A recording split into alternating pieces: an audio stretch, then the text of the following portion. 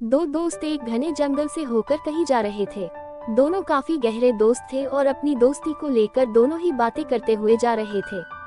जंगल बहुत ही घना था, तो उनमें से एक दोस्त डर रहा था, लेकिन उसके साथी मित्र ने कहा कि मेरे होते हुए तुम्हें डरने की कोई जरूरत नहीं, मैं तुम्हारा सच्चा और अच्छा मित्र हूँ। इतने में ही सामने से ही बहुत ही बड़ा भालू उन्हें नजर आया।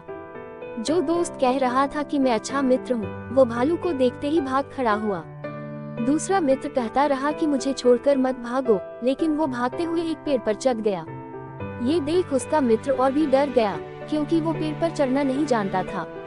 इतने में वो भालू और भी नजदीक आ गया था। जब वो बेहद करीब आने लगा, तो दूसरे मित्र के पास कोई चारा नहीं रहा और वो वहीं नीचे जमीन पर आंखें बंद करके लेट गया।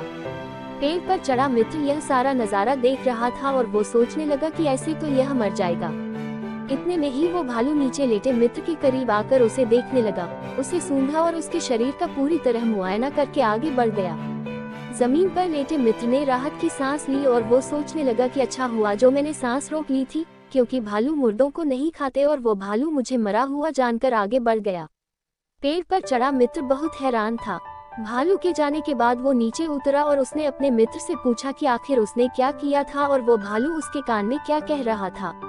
मुर्दा होने का नाटक कर रहे मित्र ने कहा कि भालू ने मेरे कान में कहा कि बुरे वक्त में ही सही दोस्तों की पहचान होती है, इसलिए कभी भी ऐसे दोस्तों के साथ मत रहो जो बुरा समय देखकर तुम्हें अकेले छोड़कर भाग जाएं और जो वक्त पर काम ही न आए। दूसरे मित्र को समझते देर न लगी और फिर दोनों आगे बढ़ गए।